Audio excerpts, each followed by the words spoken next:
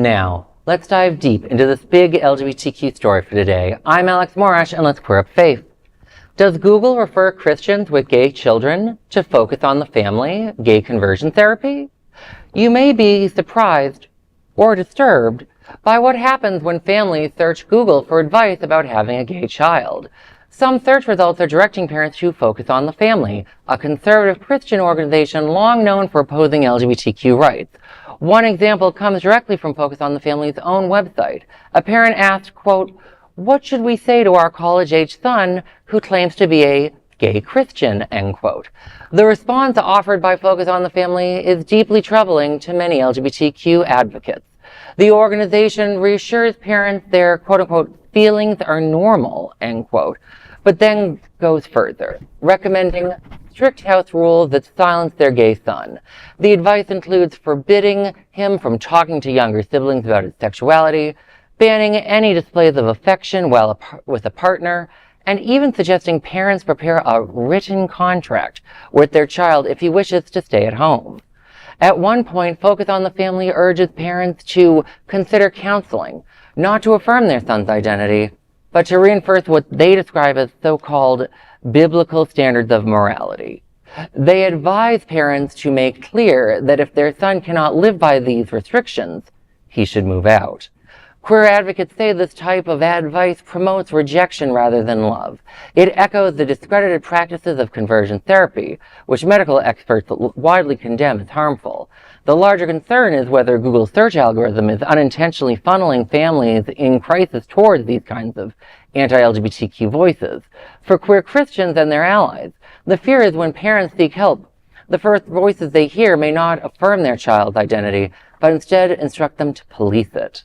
The question now is, should Google be held accountable for where it sends vulnerable families looking for answers? Well, of course, everyone who views this knows that I, of course, blame the corporation first and foremost for how dare they do this. You know, Google and these other AI companies have been getting in a lot of trouble lately for how they've been directing people to deal with different issues. Yeah. One of the other large language model companies had a teenager asking about suicide, and the LLM urged him on. It was all in a court evidence. Like, these sorts of things are out of control. To see Google suggest you go to Focus on the Family, which the Southern Poverty Law Center designates an anti-LGBTQ hate group because they go after us. And people wonder, like, oh, well, they're Christian. That's all. No, it's all a front. Them, the Alliance Defending Freedom, the Heritage Fund, most of them are funded by something called the National Christian Foundation, which isn't Christian, folks. It's just a bunch of billionaires that put about $1 billion a year into a slush fund to go fund all these anti-queer, anti-woman, anti-choice organizations in order to try and keep you down as a person, whether you're queer, a woman, or just a worker, because these groups somehow always help elect anti-worker candidates, just somehow. It's a coincidence. It has nothing to do with the billionaires funding these sorts of groups.